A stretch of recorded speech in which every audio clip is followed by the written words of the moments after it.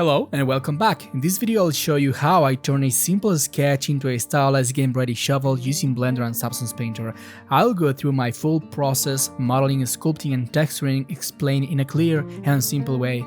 This asset is part of my stylized farming pack and this is the third video. My course is now available on Udemy, you can find the links in the description. It includes over 20 hours of content where you will learn everything you need to start creating game-ready assets from scratch. So let's start! I started by analyzing my references. I made some quick and simple sketches to explore different shapes and decide on the final design. Then I simply imported my main sketch into Blender to start modeling. I created a cylindrical mesh and started separating faces to build the shovel grip using the Loop Tools add-on to turn one side into a circle and then simply extruding it following the shape. I also applied the subdivision surface modifier as is commonly done to smooth out the geometry. For the wooden handle of the grip, I simply added a cylinder, inserted a few loop cuts, and shaped it using proportional editing to get the desired form. I also applied subdivision surface and bevel, of course.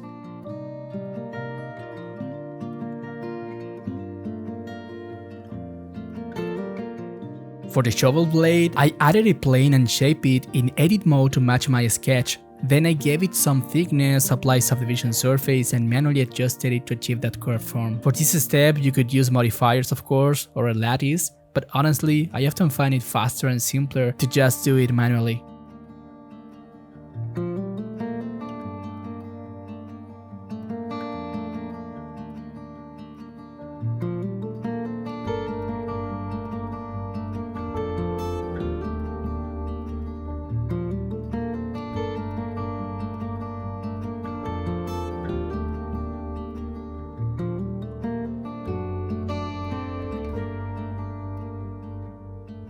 To create those damaged areas or cuts on the blade, I use the knife tool. Pressing K on your keyboard, you can manually make the cuts and press space to apply them. Then I deleted the faces, fill the gaps manually, and clean up the topology so the subdivision modifier works properly. For the wooden handle, I simply added more loops and adjusted them by moving and rotating to achieve a more stylized shape.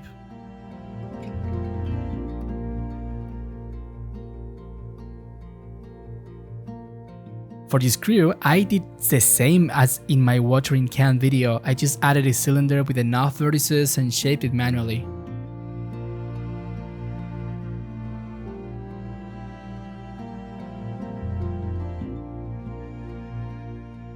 To create these straps, I separated a few face loops from the main handle, then added the solidify and shrink wrap modifiers, using the handle as a target so it conforms properly to the shape and make it easy to create those straps.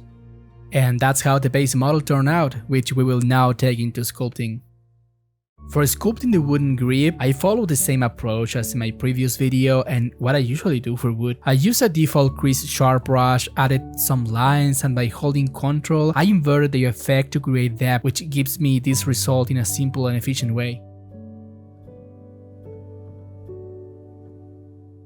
For sculpting the metal, I start by adding a few strokes using the scrape brush. In this case, I'm using one from my asset pack, but you can use a default one and just set the spacing to 1 and the fall off to constant instead of smooth. For these details, you can quickly create a mask and move it using the grab brush if you don't have my brush pack. You can also download the free demo on Gumroad. I did the same for all the metal parts. This is the classic stylized approach.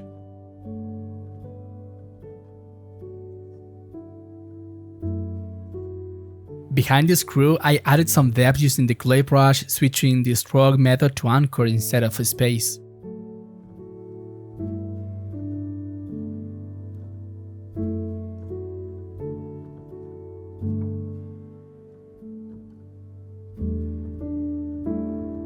For the metal, I use the same method across all the metallic parts, but I also add extra detail using a surface brush. Since this one is part of my brush pack, you might not have it, but in the free demo, there's a similar brush that you can use. You can also use the All Brushes pack, which is a great free alternative. For sculpting the wooden handle, I followed the exact same process as with the grip. In this case, I just made sure to follow the stylized shape I established in the base model.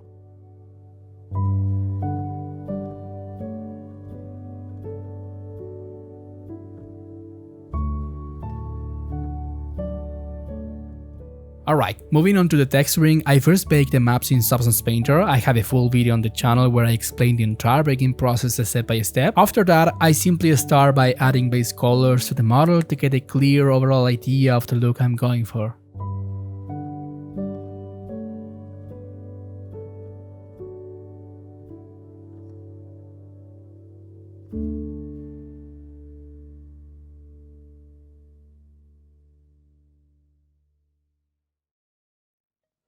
On top of this color folder, I added a fill layer with a dark color and used an ambient occlusion generator, then lowered the opacity. This helps to add the necessary occlusion and bake shadows directly into the texture. I also always add 2 layers to my stylized models, one for light and one for shadow, using the light generator. This gives you stronger highlights and shadows, helping to create that stylized gradient across the model.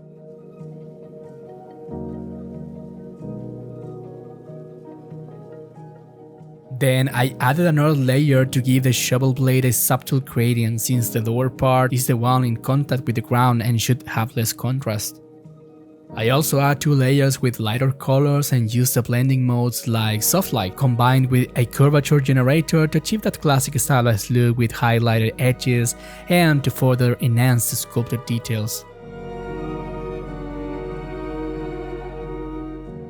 I added a layer I call rust, but it's really a mix between rust and dirt, just to give the metal some variation and prevent it from looking too flat. For this I used a brown color with a slightly lower roughness, created a mask using the curvature generator, and then refined it by painting manually.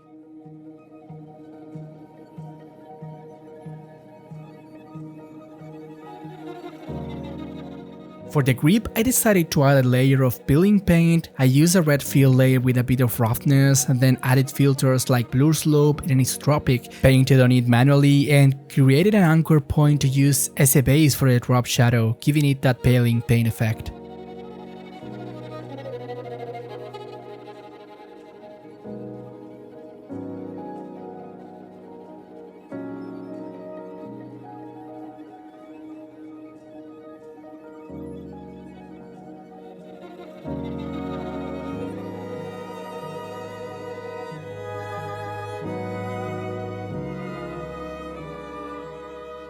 And then I simply continued painting the same effect on other metallic parts.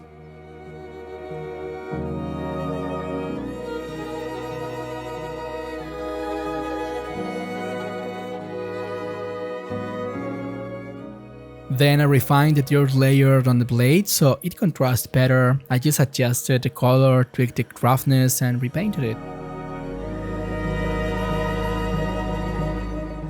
To finish the texturing, as usual, I group everything into a folder and add a few color filters to unify the overall look, making sure the texture fits better with the rest of the assets in my pack. And to finish, I simply exported the texture using my preset. Here it is if you want to copy it.